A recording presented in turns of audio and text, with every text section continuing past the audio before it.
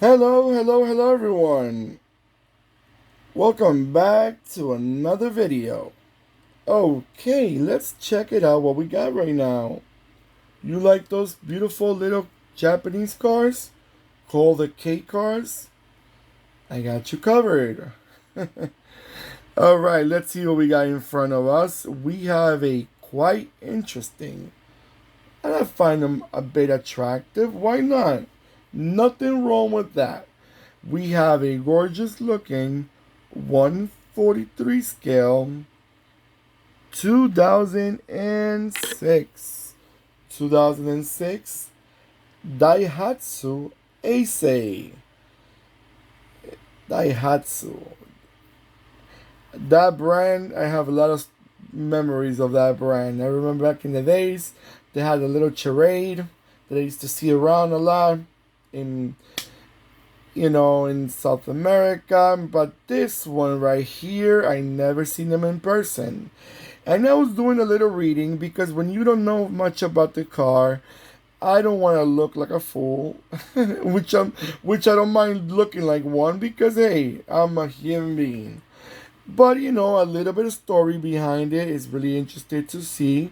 This car was built between 2005 and 2011. This model right here, as I said before in the presentation, it's a K car. As we know about a little bit of the Japanese market, these K cars were small cars that had to be a certain size engine to qualify for it, and they were cheaper to insure, cheaper to register.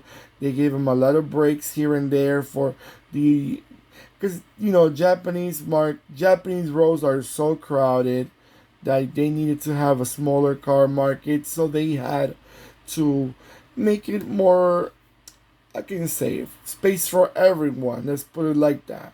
As we know, Tokyo is the biggest city in the world in population, and obviously, when you have a lot of people, you have a lot of cars. So, again, they had to make room for everyone. Now, another good thing that I read about this car, when this car came out in December of 2005 for sale, it was actually the cheapest car in Japan.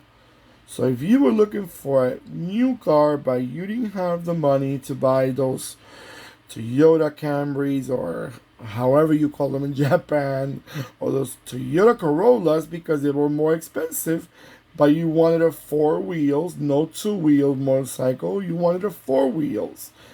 You looked at the Daihatsu Esse. And let me tell you, this car had, I don't know, the looks is not bad. It looks to me like it has some type of presentation. Even the turn signals, they had turn signals in the side mirrors. Hey, not every economy car has that. So starting with that, the color, I love it.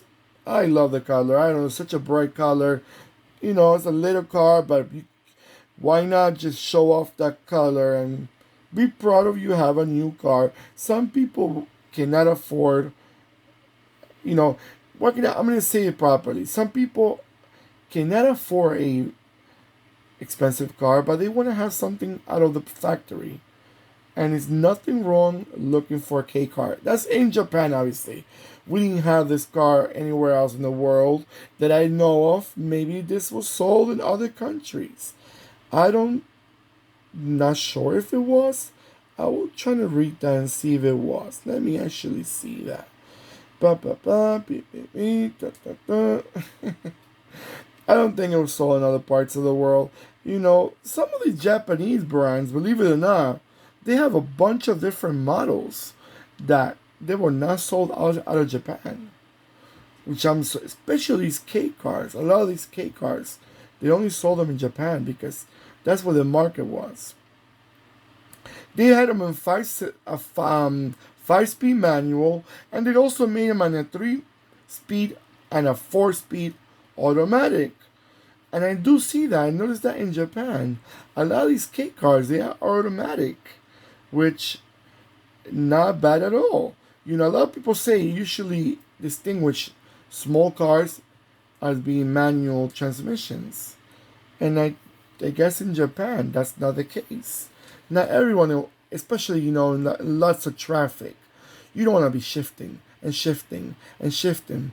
You want to make sure you just put it in drive and forget about it. You just worry about the traffic and the accelerator and the brake pedal. That's it. But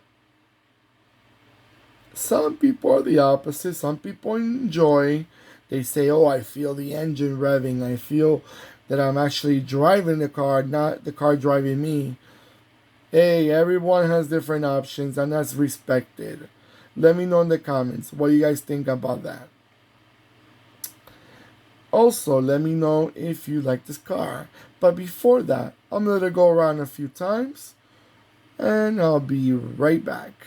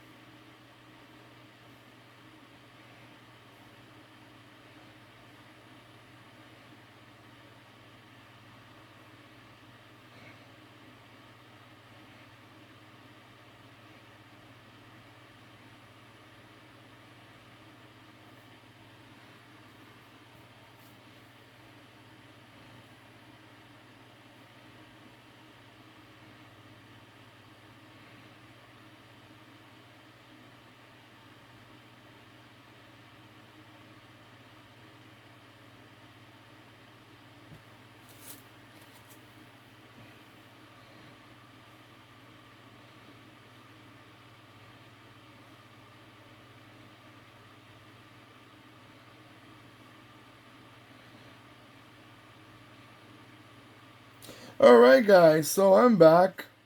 I let it go around a few times because, believe it or not, I'm also appreciating this car as it goes around. I've never seen them in person. Alright, let me know in the comments. Do you like them? Do you find them attractive? Do you rather say, oh, goodness, we were saved by the bell by not having this car in our market? Or do you say, why wouldn't Daihatsu share this with other countries? Or maybe why Toyota? Because remember, Daihatsu owns Toyota. No, the opposite. Toyota owns Daihatsu. So why didn't Toyota decide? One thing I have to say about Daihatsu before I forget. Sadly, they left many markets. They were not selling well. They were only into a more domestic, small cars, and they left the market. They left the market, including North America. Usually, two brands from Japan left the market in North America. Daihatsu was the first one, and I was about 12 years ago, more or less, or a little more than that. Suzuki left the market. And there was a third brand that almost left the market, but then they picked up and they're back to more or less normal, which is Mitsubishi. Mitsubishi kind of like tried to fight it, and they kind of won for the moment, which I'm glad because I like Mitsubishi, and hopefully they don't leave the market. But again, different story. Don't forget to give me that nice thumbs up, which I always appreciate, and do not forget to click and subscribe, and don't forget also the bell next to the subscribe button. Take care of yourselves, and goodbye.